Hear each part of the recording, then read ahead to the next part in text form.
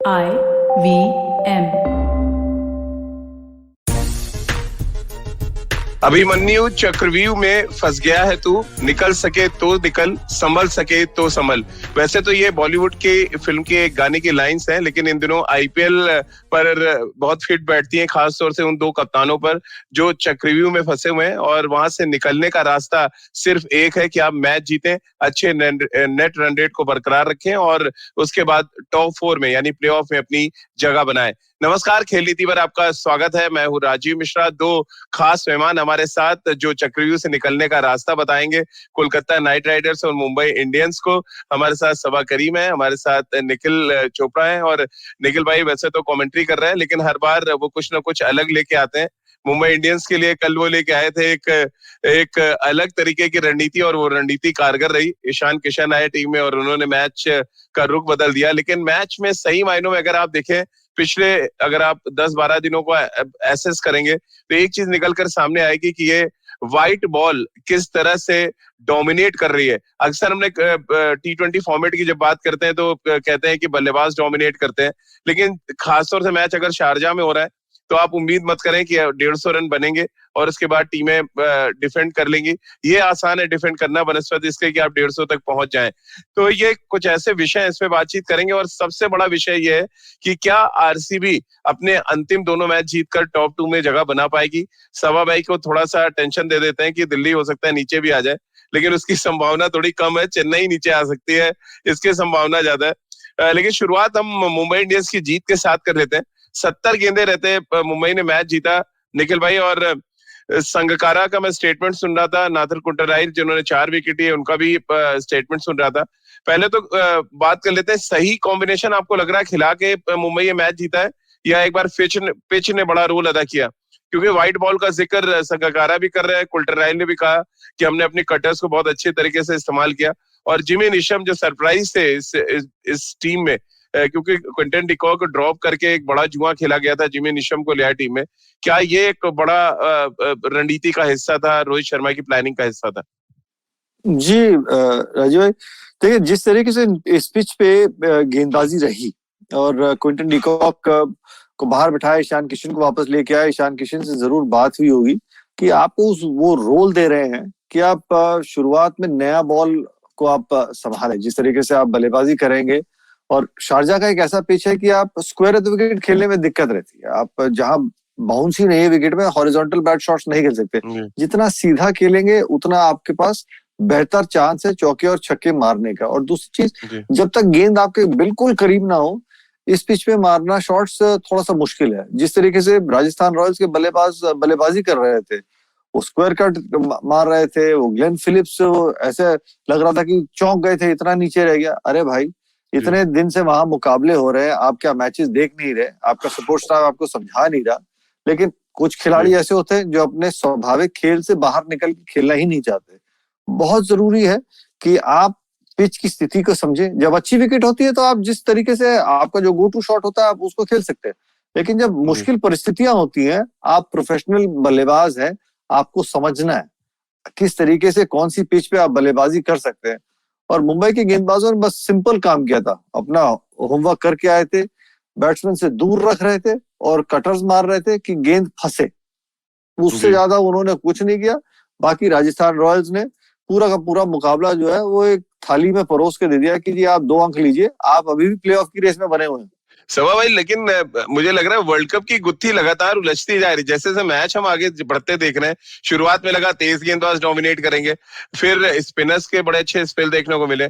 अब सडनली एक मैच ऐसा आता है जहां पे 9 विकेट पेस बॉलर ले जाते हैं। अगर बुमराह के 2 विकेट ऐड कर दें तो 9 विकेट टोटल जो है राजस्थान रॉयल्स के वो पेस बॉलर लेके गए। अब क्या कुछ कॉम्बिनेशन होना चाहिए, क्या कुछ आप परिस्थितियों के हिसाब से टीम खिलाएं, ये बड़ा सवाल अपने आप में खड़ा हो गया है। 9 विकेट मुंबई इंडियंस के तेज गेंदबाज ले गए, कैसे आप देखते हैं इसको? शारजा की पिच आमतौर पर बड़ी फ्लैट होती थी, स्लगिश पिच है तो स्पिनर्स को मिलनी चाहिए विकेट, लेकिन पेस बॉलर 9 विकेट ले जाते हैं। देखिए, जिस तरह की विकेट मिल रही है, विशेष करके शारजा में, जहां पर विकेट में ग्रिप मिल रहा है, जहां पर विकेट फंस कर गेंद वहां पर आ रही है, वहां पेस बॉलर्स को मदद मिलेगी। पर वैसे पेस बॉलर्स को जो चतुराई के साथ गेंदबाजी करे, जो कटर्स डाल पाए, जो हार्ड लेंथ डालें, वहां पर फिंगर्स को रोल करें सीम के ऊपर, गति कम कर कर गेंदबाजी करें, ऐसे पेस बॉलर्स को मदद मिलेगी और यही हमें देखने को मिला है। पर बहुत कुछ निर्भर करता है राजीव कि आप किस लेंथ पर बॉलिंग कर रहे हैं। अगर आपकी लेंथ खराब हो जाती है तब आपकी पिटाई हो जाएगी। T20 में प्रॉब्लम ये हो जाती है स्पिनर्स के सामने कि विकेट जैसा भी हो, अगर आपके पास कोई पावर हिटर आ जाए और वो एक दो बड़े शॉट भी लगा दे तो फिर अचानक जो मोमेंटम है वो दूसरी टीम की तरफ चला जाता है। तो एक बहुत ही थिन लाइन है जिसको मेंटेन करना बहुत जरूरी होता है यहाँ पर टीमों के लिए। तो मुझे लग रहा है कि जो मैचेस अभी तक देखने को मिले हैं, आपके पास कम से कम 3 पेस बॉलर्स जरूरी हैं 11 में, और फिर आप 2 स्पिनर के साथ खेल सकते हैं और फिर आप एक बैकअप बॉलर आपके पास होना चाहिए। तो मुझे लगता है कि हर एक टीम जब अपनी तैयारी कर रही होगी वर्ल्ड कप T20 के कॉम्बिनेशन के बारे में, तब मुझे लगता है कि इसके ऊपर जरूर ध्यान दिया जा रहा होगा। और विश्व कप T20 एक ऐसा मुकाबला, एक ऐसे टूर्नामेंट होने वाला है जहां पर बल्ले के साथ साथ मुझे लगता है कि गेंदबाजी भी देखने को मिलेगी, और जो चतुराई के साथ गेंदबाजी करेगा उसके भी चांसेस बने रहेंगे। अब पावर हिटर्स का मुझे लगता है थोड़ा रोल कम हो गया है इस प्रकार के विकेटों पर। लेकिन सबा भाई, अब बताइए ना, इंडियन टीम के लिए परेशानी के एक और ओपनर खड़ा हो गया आगे। विराट कोहली ओपन करेंगे, रोहित शर्मा ओपन करेंगे, के राहुल ओपन करेंगे, अब ईशान किशन कह रहे हैं हम भी ओपन करेंगे। पर ईशान किशन को रखा गया था इसी वजह से क्योंकि वो फ्लोटर है। आप उनको ओपन भी करा सकते हैं, आप उनको मिडिल ऑर्डर भी करा सकते हैं। पिछला जो आईपीएल सीजन रहा था वहां पर वो नंबर 3 या नंबर 4 पर खेल रहे थे, वहां पर उन्होंने शानदार बल्लेबाजी की थी। और ये जो विकेट मिल रहा है यहाँ पर मिडिल ओवर्स में आकर बल्लेबाजी करना, ना ही केवल ईशान किशन के लिए पर अन्य कई मिडिल ऑर्डर बल्लेबाजों के लिए बहुत ज्यादा कठिन रहा है। सिवाय 1 या 2 प्लेयर्स को अगर हम हटा लें, श्रेयस अय्यर, ग्लेन मैक्सवेल, उसके अलावा आप सभी टीमों में देख लें, मिडिल ऑर्डर बहुत ही कठिन फेज है। वहां पर बैटिंग करना बहुत ज्यादा कठिन होता है और ये हमें इस साल देखने को मिल रहा है आईपीएल में। निखिल भाई, वसंत नारायण हमारे एक व्यूवर है, उनका सवाल है कि रोहित ने अच्छा किया है और वो स्ट्राइक रोटेट भी कर सकते हैं, और ईशान किशन का जो रिकॉर्ड है एज अ ओपनर बेटर है देन मिडिल ऑर्डर, तो क्या उनको एज अ ओपनर ही मुंबई इंडियंस आने वाले मैचों में भी यूज करेगी? ऐसी संभावना नजर आ रही है आपको? देखिए, पहले तो बहुत बहुत धन्यवाद वसंत जी आपके सवाल के लिए। जिस तरीके से जो कॉम्बिनेशन खिलाया है क्विंटन डी कॉक की जगह पे ईशान को लेके आए, वो लेफ्ट एंड राइट कॉम्बिनेशन को बरकरार रखेंगे। पिच के बहुत ऊपर बहुत कुछ निर्भर करेगा कि आप अगले कुछ मुकाबले कहाँ खेल रहे हैं, दुबई में खेल रहे हैं या आप अबू धाबी में खेल रहे हैं।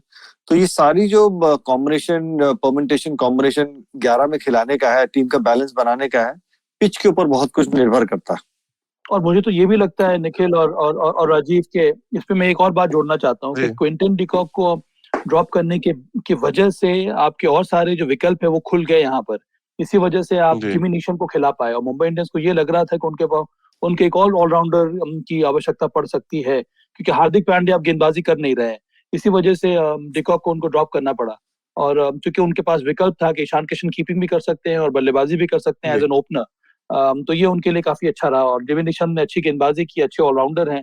तो इस वजह से मुझे लगता है कि कॉम्बिनेशन इस मैच में कम से कम ठीक साबित हुआ है मुंबई इंडियंस के लिए। सबा भाई, लेकिन अभिमन्यु कौन नजर आ रहा है? दरवाजे तोड़ के निकलना है, मॉर्गन अभिमन्यु बनेंगे या रोहित शर्मा? क्या लग रहा है आपको? चक्रव्यूह में कौन सी टीम फंसी? सबसे पहला मौका तो केकेआर के पास है, उनके लिए ये चक्रव्यूह से निकलना बड़ा आसान है। आप मैच जीतिए राजस्थान रॉयल्स के विरुद्ध और आप आसानी से क्वालिफाई कर जाएंगे, क्योंकि उसके बाद अगर मुंबई इंडियंस मैच जीत भी लेता है पर उनको बहुत बड़े मार्जिन के साथ मैच जीतना होगा, कम से कम 87 रनों का मार्जिन चाहिए। और ये पाना उनका मुकाबला हालांकि सनराइजर्स के साथ है, कहना बड़ा मुश्किल है, पर मुझे लगता है ये अचीव करना बड़ा कठिन होगा मुंबई इंडियंस के लिए। अगर केकेआर हार जाती है तब मुझे लगता है कि फिर मुंबई इंडियंस के पास रहेगा। 7 और 8 अक्टूबर को ये मैचेस होने वाले हैं, तो मुंबई इंडियंस के पास इस समय और कुछ करने को है नहीं। इंतजार कीजिए और देखिए कि केकेआर के रिजल्ट क्या होता है, उसके बाद अपनी स्ट्रेटेजी शुरू कीजिए, प्लानिंग शुरू कीजिए। लेकिन बड़ा फासला नजर नहीं आ रहा निखिल भाई। पहले होता था कि टॉप 4 के लिए लड़ाई बहुत होती थी, अब ऐसा लग रहा है कि बॉटम में लड़ाई बढ़ गई। 3 टीमें तो बिल्कुल क्लियर नजर आ रही हैं कि उन्होंने डोमिनेट किया टूर्नामेंट में। ये बहुत रेयर आईपीएल में हमने देखा है कि इस तरह से डोमिनेशन किसी टीम का नजर आ रहा है, और वो भी 1 नहीं 2 नहीं 3 टीमें डोमिनेट कर रही हैं। राजीव भाई, 3 क्या समझ लीजिए आप। इस सीजन आपने देखा है कि मुंबई थोड़ा सा संकट में नजर आई है। तो जी मैंने कहा नहीं तो चौथी टीम जो हमेशा दावेदारी पेश करती है वो मुंबई इंडियंस ही रहती है। इस सीजन वो थोड़ा सा संकट में रहे हैं और वो एक तरफा क्रिकेट खेलते हैं। नहीं तो आप यही टीमें देखते हैं कि जो बढ़िया क्रिकेट खेल रही होती है। आरसीबी कुछ मुकाबलों में अच्छा नहीं खेलती, टीम अच्छी होने के बावजूद। ये मेरे ख्याल में 4 बेस्ट टीमें हैं। लेकिन इस सीजन केकेआर ने कुछ बहुत बढ़िया क्रिकेट खेली है। जब से वेंकटेश अय्यर आया है, उनकी बल्लेबाजी का रुख बदल दिया है, जिम्मेदारी उन्होंने ले ली है। उनकी कंसिस्टेंसी बल्लेबाजी में टीम को जिताने लग गए हैं। और मैं मानता हूं उनका अगला मुकाबला जो राजस्थान रॉयल्स के साथ है, आपके पास शाकिब अल हसन भी आ गए हैं। तो अब मतलब 3-3 स्पिनर 12 ओवर स्पिन के रहेंगे, तो वो एक डोमिनेशन सी नजर आ रही है। नहीं तो ये 4 टीमें ही रहती हैं, ऊपर की 3, और आप उसमें मुंबई लगा लीजिए जो सबसे सफल टीम है। 5 चैंपियनशिप उन्होंने जीती है। तो ये, और अगले सीजन 2023 में मेरे को लगता है ज्यादा कंपटीशन में मजा आएगा, क्योंकि 8 टीमों में जब 4 टीमें क्वालिफाई करते हैं, तो बतौर टीम आप उस जहन से खेलते हैं कि भैया 50% चांस तो आप लगा के चलिए कि हम क्वालिफाई कर जाएंगे। 4 ही टीम तो करेंगे 8 में से, तो 50% में से आपकी 4 टीमें डोमिनेट कर रही है, तो आपको अपनी टीम बढ़िया बनाने की जरूरत होती है। अब बड़ा इंटरेस्टिंग होगा जब ये पूरा समीकरण खत्म होगा ना, तो फिर आप, मैं और समा भाई एक दिन एक शो करेंगे कि जो टीमें सफलता हासिल कर रही हैं उनका क्या पर्स था टीम बनाने का, और उन्होंने कितने पैसे खर्च किए। क्योंकि बहुत सी सोच भी है, अंत में आप बिजनेस भी चला रहे हैं, तो आपको देखना है कि आपको, मतलब मान लीजिए 80 करोड़ है, आपने 50 करोड़ में टीम बना दी, 30 करोड़ आप पहले ही ग्रीन में चल रहे हैं, वो भी क्या सोच हो सकती है उस हिसाब से। लेकिन सभा भाई, आपकी सोच जानना चाहते हैं हर्ष जैन, और उनका सवाल है कि जब क्वालिफायर होगा तो किससे दिल्ली कैपिटल्स खेलना पसंद करेगी, आरसीबी से या चेन्नई सुपर किंग्स से? हम तैयार हैं सभी टीम से खेलने के लिए। चुनौती स्वीकार है। पर एक बात है यार, ये मुंबई इंडियंस ने जो मैच जीता है राजस्थान रॉयल्स के विरुद्ध, मुझे लगता है कि उन्होंने थोड़ा सा दरवाजा अपने लिए खोल दिया है। और ये एक बहुत ही डेंजरस साइड, ये एक चैंपियन टीम है, इनको आप थोड़ा मौका देंगे तो फिर ये धड़ाके के साथ अंदर घुसने वाली है। और अगर मुंबई इंडियंस प्लेऑफ में क्वालिफाई कर गई, तो इसका मतलब है कि वो नंबर 1 दावेदार हो जाएगी इस चैंपियनशिप के लिए फिर से। क्योंकि इतने संकट के बाद जो टीम उभर कर निकलती है, और वो अगर एक बड़ी टीम होती है, तो फिर उनको इसी प्रकार के मौकों का इंतजार रहता है। तो ये सभी, ये 3 टीम जो क्वालिफाई कर गई हैं, उनके लिए चेतावनी है कि अगर मुंबई इंडियंस प्लेऑफ्स में क्वालिफाई कर जाती है, तो सबसे बड़ा ओपोनेंट जो उनके लिए रहेगा वो है मुंबई इंडियंस। तो ये तो फिर तो शाहरुख खान से डायलॉग छीन लेना चाहिए निखिल भाई। कोलकाता नाइट राइडर्स के मालिक हैं कि हार कर जीतने वाले को बाजीगर कहते हैं, तो रोहित शर्मा को दे देना चाहिए मुंबई इंडियंस को डायलॉग। बहरहाल ये जो सवाल है आपके लिए, अमार का एक सवाल है निखिल भाई, उनका ये सवाल है कि सिर्फ 2 नई टीमों को की जगह एक अलग पूरी तरह से टायर आईपीएल का कराया जाना चाहिए, जिसमें दूसरे बाकी शहरों की टीमें प्रमोशन के लिए फाइट करें, और इससे आईपीएल में क्या लिख रहे हैं वो, रेलीगेशन को लेकर और एंटरटेनमेंट होगा। ये इनका एक सुझाव है। कैसे आप देखते हैं कि 2 टीमों के बजाय एक जगह पे कई और शहरों को शामिल करा के एक अलग आईपीएल का टायर शुरू किया जाए? देखिए, आप प्रमोशन के लिए आप मुकाबले कुछ वहां लेके जाना चाहते हैं, उन शहरों में जहां पे अमूमन आप मैचेस देखते नहीं हैं, वो एक प्रमोशन का एक अलग जरिया हो जाएगा। लेकिन सोच अभी यही है कि 2 टीमें जो आप बेच रहे हैं, तो आपके लिए 2 फ्रेंचाइजी आएंगे, आपको फिर 2 टीमें नई बनाई जाएंगी, तो आपके पास 2 शहर नए आ ही जाएंगे। अगर चाहे वो अहमदाबाद हो, लखनऊ हो, जो सुनने में आ रहा है, या यूपी में कोई और शहर हो। मुझे लगता है अगर लखनऊ या यूपी की जो भी एक टीम खरीदी जाएगी, वो शायद कानपुर में भी एक आधा मुकाबला कराने को देख सकते हैं, तो वो अपने आप प्रमोशन में रहेगा।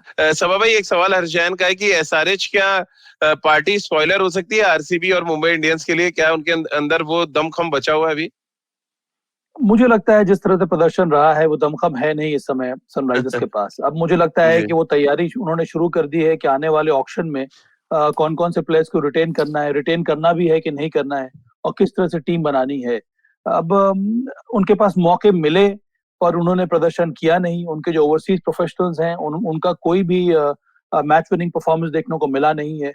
गेंदबाजी उनकी कमजोर रही है। जो यंग इंडियन प्लेयर्स के ऊपर उन्होंने भरोसा दिखाया था, उन्होंने अच्छा प्रदर्शन किया नहीं है। चाहे आप मनीष पांडे की बात करें, गर्ग की बात करें, अभिषेक शर्मा की बात करें, अन्य संदीप शर्मा की बात करें, उनके जो पुराने जो खिलाड़ी थे, भुवनेश्वर कुमार, या फिर केन विलियमसन, इस तरह के प्लेयर्स ने भी कंसिस्टेंट परफॉर्मेंस दिया नहीं है।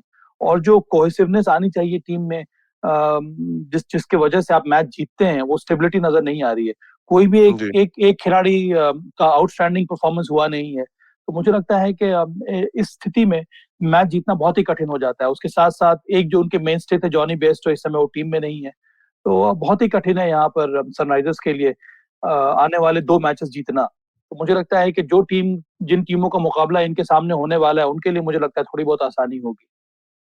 चलिए, हमारे तमाम व्यूवर्स जो है वो हमारे साथ जुड़ रहे हैं, इनसे आगे उनके सवाल लेंगे। मुंबई इंडियंस की जीत से क्या कुछ समीकरण बदल दिया है, इस पर आगे बातचीत करेंगे। फिलहाल एक छोटे से ब्रेक के लिए यहाँ पर रुक रहे हैं। ब्रेक के बाद तुरंत हाजिर होते हैं। A wise man once said, traveling, it makes you speechless, then turns you into a storyteller. Well, listen to such travel stories and experiences exploring India on the Musafir Stories with us, Saif and Faiza. Catch us on the IVM website, app, or wherever you get your podcasts from. Break के बाद एक बार फिर आपका स्वागत है खेल नीति के प्लेटफॉर्म पर। निखिल भाई, सवाल बड़ा इंपॉर्टेंट एक आया है, और ये सवाल ये है कि पंजाब की टीम हो या राजस्थान रॉयल्स की टीम हो, ये ऑक्शन में टीम सही क्यों नहीं चुन पाती? क्या रीजन आप देख रहे हैं? बड़ा सिंपल है। मुझे भी थोड़ा सा और काम करना पड़ेगा लैपटॉप पे। जो आपको राशि मिलती है टीम बनाने की, आप उसमें कितना पैसा खर्च कर रहे हैं, और बहुत जरूरी है कि आप किस नजरिए से अपनी टीम बनाने को देख रहे हैं, और उसके बावजूद आप टीम को किस तरीके से चला रहे हैं। आपको बड़ी मजेदार एक कहानी सुनाता हूँ। चेन्नई सुपर किंग्स पिछले साल सबसे पहली टीम थी जो प्लेऑफ की रेस से बाहर हुई थी, और इस सीजन सबसे पहली टीम थी जो क्वालिफाई की थी। पूरे एक साल में अगर आप देखें, उनके प्लेइंग 11 में सिर्फ 9 ही बदलाव हुए थे, और शायद 14 खिलाड़ी ऊपर नीचे हुए थे पिछले साल और इस साल। ऋतुराज गायकवाड़ को उन्होंने खिलाया था मुकाबले में, उनमें भरोसा दिखाया था। आज देख लिया किस तरीके से बल्लेबाजी करे, बहुत कम बदलाव। जब आप एक खिलाड़ी का चयन करते हैं और जिस मूल में आप खरीदते हैं, जिस तरीके से आप अपनी टीम बनाते हैं, तो आप उस नजरिए से बनाते हैं कि ये मेरी टीम के 11 खिलाड़ी हैं, 12 खिलाड़ी हैं, ये मेरा एक्स फैक्टर के खिलाड़ी हैं। अगर दुर्भाग्य से परफॉर्म नहीं करते 4-5 मैचेस में, तब कुछ बदलाव करने को देखेंगे। अगर आप हर मुकाबले में बदलाव करते चले जाएंगे राजीव भाई, तो वो एक थोड़ा सा अनसेटल्ड ड्रेसिंग रूम रहता है। एक तो वो खिलाड़ी खुद थोड़ा सा घबराया होगा कि उनका क्या रोल है। उनके जगह जो खेलेगा वो कहेगा, भैया अगर एक मैच में परफॉर्म नहीं करूंगा तो मुझे भी बाहर बैठना पड़ेगा। मॉरिस को आपने किस तरीके से कुछ सोच के 16-16.5 करोड़ में खरीदा था। आपने वो जयदेव उनाडकट को राजस्थान रॉयल्स के लिए किस मोल में खरीदा था। उसके बाद आप क्रिस गेल को किस तरीके से इस्तेमाल करने को देख रहे हैं।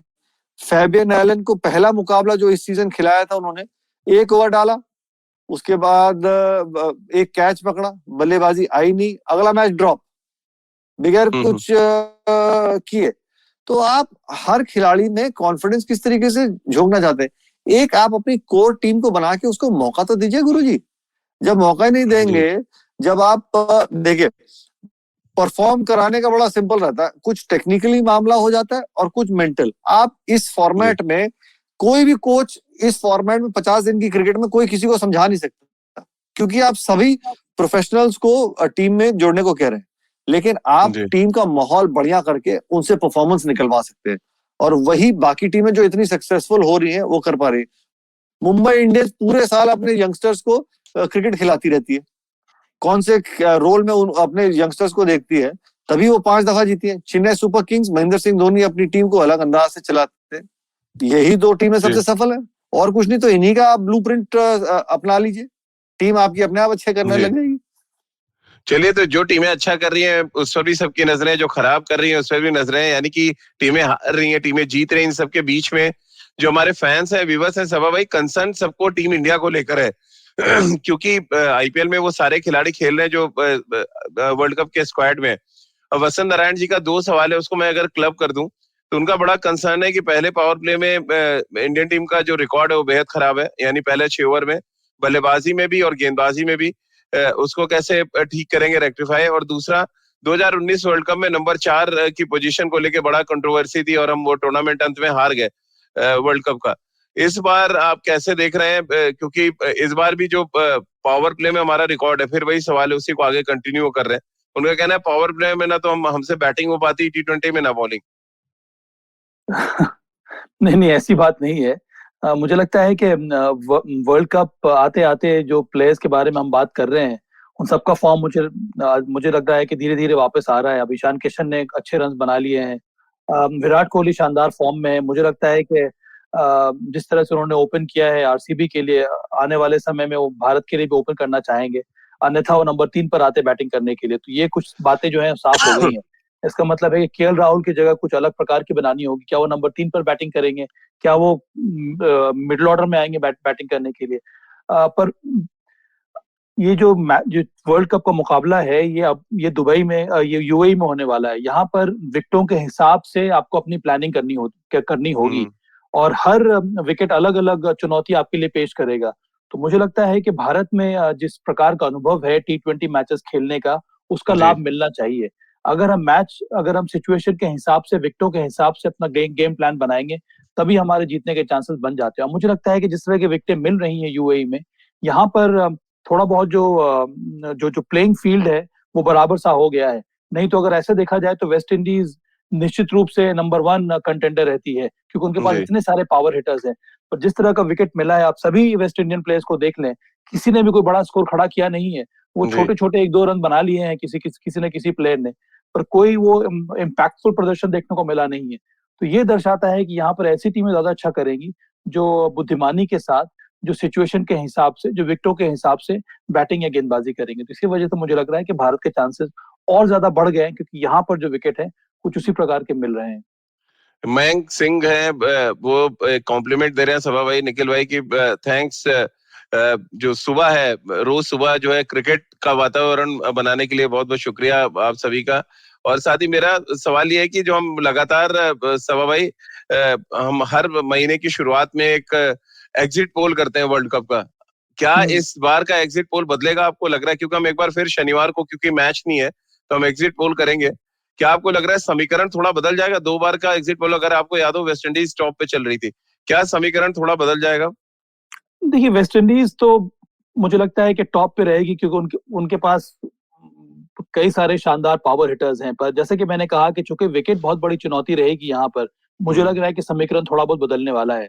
मुझे एक समय ऐसा लग रहा था कि इंग्लैंड हो सकता है कि नंबर 2 पर है, पर इंग्लैंड के खिलाड़ी इस प्रकार के विकेटों पर मुझे लगता है उनको बहुत ज्यादा कठिनाई होने वाली है।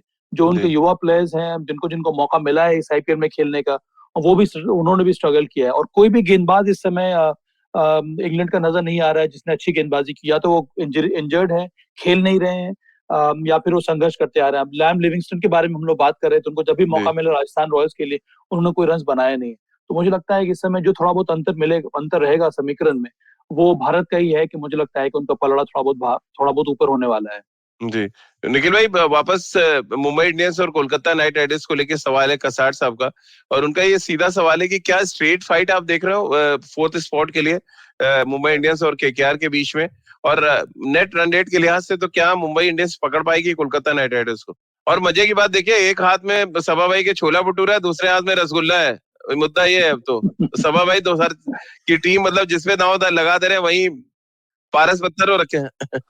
सभा भाई तो मजे ले रहे हैं, 4 उंगली घी में, यही कहते हैं ना, 5 उंगली घी में। देखिए, तो बड़ा मुश्किल है मुंबई इंडियंस को नेट रन रेट के मामले में केकेआर को पकड़ना। सीधा सीधा हिसाब किताब है, अगर केकेआर राजस्थान रॉयल्स को हरा देती है और मुंबई इंडियंस अपना आखिरी मुकाबला जो राजस्थान रॉयल्स के साथ जो है वो भी अगर वो जीत जाते हैं, मुंबई का आखिरी मुकाबला किसके साथ है, वो अगर जीत भी जाते हैं तो फिर नेट रन रेट केकेआर का बहुत आगे, सनराइजर्स हैदराबाद, तो उनका बहुत ज्यादा नेट रन रेट के चक्कर में फंस जाएंगे। पर एक चीज जरूर है, मुंबई इंडियंस राजीव भाई ट्राई इसलिए करेगी क्योंकि केकेआर आरआर के बाद मुंबई इंडियंस का मुकाबला है, तो उनको पूरा कुछ ब्लैक एंड व्हाइट में पता चल जाएगा कि हमारे क्वालिफाइंग के चांस क्या है। अगर हमने मुकाबला जीतना भी है तो किस अंतर से जीतना है, वो भी हम आपको कल पूरा हिसाब किताब बता देंगे केकेआर के मुकाबले के बाद, कि मुंबई अगर जीती है वो कैलकुलेशन जीतने के लिए उस कैलकुलेशन से कितने मार्जिन से जीता है। तो केकेआर के लिए सिंपल है, आप मुकाबला जीतिए आप बहुत बढ़िया तरीके से अपनी दावेदारी पेश कर रहे हैं, तो उनके पास सबसे बढ़िया चांस है केकेआर का। तभी तो कहते हैं पिक्चर अभी बाकी है मेरे दोस्त। क्या पिक्चर में इंटरवल के बाद आरसीबी आगे बढ़ पाएगी सभा भाई? कुछ मैचेस अच्छे जीते उन्होंने, लेकिन अब 2 मैचेस जीत के क्या वो चेन्नई को नंबर 3 पे ढकेल सकते हैं? या क्योंकि चेन्नई कल एक मैच खेलेगी अपना आखिरी, और आरसीबी के पास 2 मैच है, एक सनराइजर्स के साथ है और फिर लास्ट जो क्वालिफाइंग है वो है दिल्ली कैपिटल्स के साथ। क्या दोनों मुकाबले जीतकर आरसीबी ये दावा ठोकने की हैसियत में लग रही है आपको? ब्राइट चांसेस हैं राजीव, क्योंकि आरसीबी का फॉर्म बहुत अच्छा चल रहा है इस समय, उनकी गेंदबाजी अच्छी हो रही है, उन्होंने सही लय पकड़ ली है इस समय। ग्लेन मैक्सवेल रन्स बना रहे हैं, विराट कोहली और पार्टिकल कुछ हद तक अच्छी शुरुआत प्रदान कर दे रहे हैं मिडिल ऑर्डर के लिए। एबी डिविलियर्स को अभी तक मौका मिला ही नहीं है, जब भी उनको मौका मिल रहा है वो छोटे छोटे कैमियो खेल के टीम को हेल्प कर रहे हैं। केएस भारत का इंक्लूजन जब से हुआ है नंबर 3 पर, जब जरूरत पड़ी उन्होंने आके अच्छे रन बनाए हैं। और केएस भारत एक ऐसा खिलाड़ी है जो स्पिनर्स को अच्छा खेलता है, तो मुझे लगता है उसका भी फायदा मिला है आरसीबी को। हर्षल पटेल हो गए, यजुवेंद्र चहल का फॉर्म काफी अच्छा है, तो मुझे लगता है ये स्ट्रॉन्ग कॉम्बिनेशन से मदद मिलनी चाहिए आरसीबी को। और आने वाले 2 मुकाबले हैं, पहला चलिए मुकाबला तो सनराइजर्स के साथ है, वहां पर ज्यादा परेशानी होनी नहीं चाहिए, पर दिल्ली कैपिटल के साथ उनका एक स्टिफ फाइट होगा, क्योंकि दिल्ली कैपिटल्स चलिए एक तरह से श्योर हो गया है कि वो नंबर 1 नंबर 2 पे रहेंगे, वो कोई नंबर 1 नंबर 2 स्पॉट पर जरूर रहेंगे, और नेट रन रेट में बहुत बड़ा अंतर है, पर आरसीबी के लिए चांस जरूर है कि वो नंबर 2 की जगह अपनी बना ले। बिल्कुल। और निखिल भाई, क्योंकि अब तो सभा भाई को बहुत ज्यादा कॉन्ग्रेचुलेशंस आने लगे, बधाई अभी से आ रही है। पृथ्वी जी कह रहे हैं कि मुझे तो पता है कि सभा भाई को ये मालूम है कि कौन सी टीम जीतने वाली है। वहीं हर्ष जैन ने बधाई दे दी है कि 2-2 सभा भाई की फेवरेट टीमें जो है वो टॉप 4 में है। नहीं, अब मैं दूसरी टीम का इंतजार कर रहा हूँ बस केकेआर जीत जाए फिर मजा आ जाएगा। पर मुझे बस वही मैंने कहा कि इंडियंस का ही है लेकिन ये जो आपके बारे में कहा जा रहा है कि आपको पता है कौन सी टीम चैंपियन होने वाली है, इसको कैसे? ये भी पता है मुझे मुझे विश्वास है कि इस बार दिल्ली कैपिटल्स को जीतना चाहिए मुझे लगता है कि युवा कप्तान दिल्ली कैपिटल्स ऋषभ पंत वो बढ़िया करेगा। मुझे लगता है कि वो कहते हैं ना, इंटरनल की कंसिस्टेंटली अच्छा परफॉर्म कर रहे हैं, बीच में बैटिंग लड़खड़ाने के बाद भी कोई ना कोई बॉलर आके आपकी वो जिम्मेदारी संभाल रहा है, मुकाबले आपको जिता रहा है, वो जीत का सिलसिला चल रहा है, तो ये सब एक बहुत बढ़िया संकेत रहते हैं।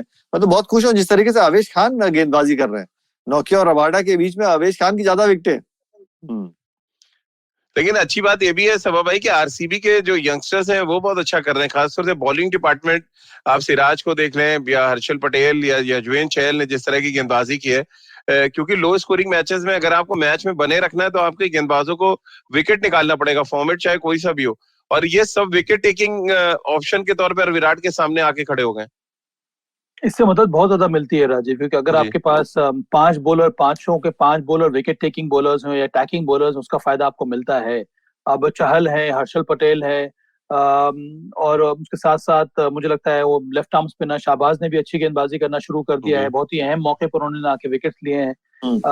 तो मुझे लगता है कि इस प्रकार का जो कॉम्बिनेशन है आपका, मोहम्मद सिराज है, तो ये सभी अटैकिंग बॉलर हैं, सबके सब विकेट टेकिंग बॉलर हैं, तो इसका फायदा मिलता है, विशेष करके जिस प्रकार की विकेटें इस समय मिल रही हैं यूएई में। और इसी वजह से मुझे लगता है कि स्ट्रॉन्ग कंटेंडर है आरसीबी, और बहुत सालों के बाद इस तरह का प्रदर्शन देखने को मिला है। बहुत बड़ा फैक्टर रहा है ग्लेन मैक्सवेल का फॉर्म, और आरसीबी की उम्मीद यही होगी कि अब आने वाले जो मैचेस बचे हैं इंक्लूडिंग प्लेऑफ्स, वहां पर ये ग्लेन मैक्सवेल का फॉर्म जो है वो बरकरार है, क्योंकि इनका भी कुछ कहना बड़ा मुश्किल है। लेकिन सभा भाई कौन सा मैक्सवेल ज्यादा हिट लग रहा है, राइट हैंड बैट्समैन या लेफ्ट हैंड मैक्सवेल? अरे मुझे तो लग रहा है right hand left hand combination, उसके साथ साथ right arm off spin bowling भी है, वहां पर भी विकेट ले रहे हैं। अब बस इंतजार है कि लेफ्ट आर्म स्पिन बॉलिंग करना शुरू कर दे, कि मतलब किस प्रकार का खिलाड़ी है ये।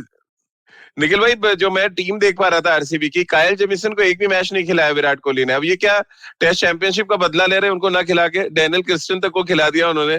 इसके अलावा एक बड़ी चॉइस में अभी भी लग रहा है हसरंगा को शुरुआती मैचेस खिलाए गए, शायद उतना कॉन्फिडेंट है। आपको लग रहा है आज एक अच्छा मौका है कि प्लेऑफ से पहले आप हसरंगा को एक बार और देख लें? मैं तो कहूंगा चमीरा को देख जी जरूर ट्राई निखिल, क्योंकि हम लोगों ने देखा था उनको इंडिया श्रीलंका सीरीज में, चमीरा बहुत इफेक्टिव बॉलर है। जी।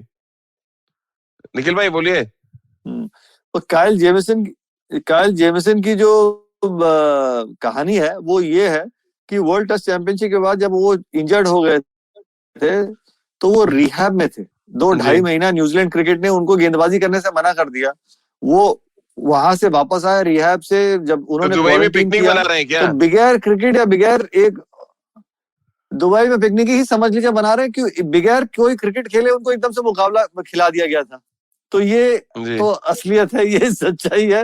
लेकिन मैं बिल्कुल शोभा भाई से सहमत हूँ, क्योंकि आप एक कॉम्बिनेशन में ना एक ट्राई जरूर कर सकते हैं। आप हसरंगा के साथ अगर चबेरा को ट्राई करा दे। अब जब गेंदबाजी की बात हो रही है तो हमारे जितने भी दर्शक है उनको एक बढ़िया सा एक वो दे देता हूँ कि पहली बार ही शायद ऐसा हुआ है कि हम आईपीएल की लीग फेज के अंत में है, पर्पल कैप में टॉप 5 विकेट टेकर्स वो सारे भारतीय हैं। इससे बढ़िया बहुत बड़ी खबर क्या है बात हो सकती है, जिसमें से 2 ही विश्व कप की टीम में है। लेकिन आप ये देखिए पर्पल कैप में टॉप 5 विकेट टेकर सभी भारतीय गेंदबाज हैं, और उसमें एक यंगस्टर भी है अर्शदीप। आवेश खान बहुत बढ़िया तरीके से कर रहे हैं, मोहम्मद शमी तो है ही, बुमराह है, पर्पल पटेल है। तो ये मैं मानता हूँ बहुत बढ़िया संकेत है भारतीय क्रिकेट के लिए कि टॉप 5 विकेट टेकर्स में सारे ही भारतीय। तो टॉप 4 सभा भाई प्रेडिक्ट करते हैं, उसके बाद चर्चा को खत्म करते हैं। यानी मैं चाहता हूँ कि आप सिलसिलेवार बताएं। नंबर 1 दिल्ली रहेगी, दूसरे पे कौन, तीसरे पे कौन और चौथे पे कौन? नंबर 1 पर दिल्ली कैपिटल्स, नंबर 2 पर मुझे लगता है आरसीबी, नंबर 3 पर सीएसके और नंबर 4 पर केकेआर। ये मेरे प्रेडिक्शंस हैं, क्योंकि निखिल भाई आप जिस तरह के मैचेस मिल रहे हैं देखने के लिए। अब एक्सप्लेनेशन नहीं, सिर्फ हम यहाँ पर भविष्यवाणी गुरुजी के साथ गुरुजी के साथ बिल्कुल 100% जो कहता है कि हमारी सहमति है। अब वो अलग बात है कि केकेआर अगर यहाँ से गुरुजी नहीं जीती ना तो फिर कहेंगे पैर कुल्हाड़ी पे मारा या कुल्हाड़ी पैर पे मार ली, वो हो जाएगा। लेकिन जिस तरह सभा भाई आप लोग प्रेडिक्शन कर रहे हैं मुंबई इंडियंस के लिए कि वो क्वालिफाई कर जाएंगे तो बहुत खतरनाक होंगे, मेरे लिए तो कोलकाता नाइट राइडर बहुत खतरनाक लग रही है। जिस तरह का स्पिन ऑप्शन है उनके पास, सुनील नारायण है, वरुण चक्रवर्ती, अब शाकिब को लेके आ गए। मेरे लिए तो बहुत डिफरेंट साइड लग रही है जब से उन्होंने शाकिब को इंक्लूड किया है। आपको भी ये लग रहा है कि बाकी टीमों को बहुत थ्रेट वो दे सकते हैं, और आंद्रे रसल अगर फिट हो गए तो सोने पे सुहागा हो जाएगा? देखिए वो तो जरूर है, पर मुझे लगता है कि अभी भी केकेआर की टीम जो है, जहां मुझे ऐसा लगता है कई बार कि जो मैच उनको जीतना चाहिए वो मैच वो हार जाते हैं। जहां पे लगता है कि ये मैच बड़ा कठिन होगा वहां पर वो मैच जीत जाते हैं। जो ये अनप्रेडिक्टेबिलिटी जो रहती है टीमों के लिए ना, वो एक सवालिया निशान जरूर खड़ा कर देती है। अगर आपकी टीम में वो निरंतरता आती है, अगर आप इंपॉर्टेंट मोमेंट जो है मैच के वो अगर अपने आप अपने तरफ कर लेते हैं, तब आपके चांसेस ज्यादा बढ़ जाते हैं एक टॉप कंटेंडर बनने के लिए। जी निखिल भाई, बहुत जल्दी बता देता हूँ। अगर रसल फिट हो जाते हैं ना तो कप्तान मॉर्गन को अपनी हैमस्ट्रिंग पुल करा लेनी चाहिए और दिनेश कार्तिक को कप्तानी करा ले और एंड्रे रसल को टीम में ले आए।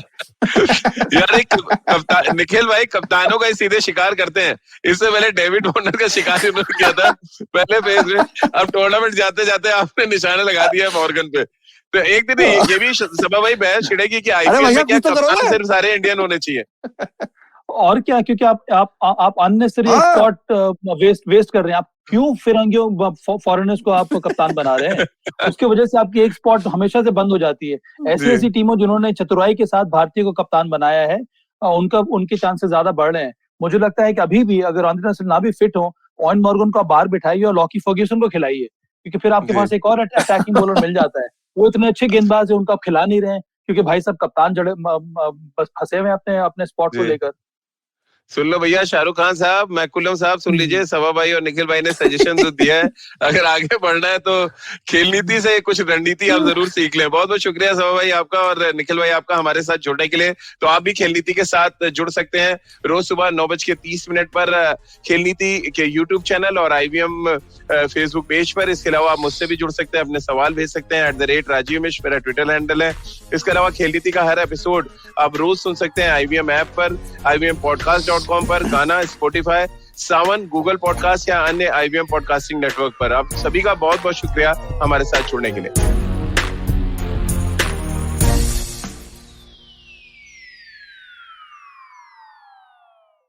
Hey everybody, it's been a great week on the IVM Podcast Network. On Advertising is Dead, Varun is joined by podcasters Yogi Kabir and Sarthak Mishra, along with Arjun Koladi from Spotify to talk about the shifts brought by the growth of podcasting and what it means for the culture of tomorrow. On a show about crypto, Rohan is joined by Gaurav Garg, head of research and crypto expert at Capital Vaya. They discuss decentralized autonomous organizations. On Tere Mere Raaste, Keshav introduces us to the real Wasipur and is a dark shadow of coal, mining and the mafia. On Paisa Vaisa, Anupam talks about the education loan industry in India with Ankit Mehra, founder and CEO of Gyan Dhan. On The Habit Coach, Ashton is joined by Gaurav Bhagat to share various tiny habits for professionals. Do follow us on social media. We're IVM Podcast on Twitter, Facebook, Instagram, and LinkedIn. And remember, if you're enjoying this show or any other show for that matter, please do tell a friend. And finally, we'd like to thank our sponsors on the network this week, Cred, Bank of Baroda, Quarter, CoinSwitch, Kuber, and Inter. We appreciate the support.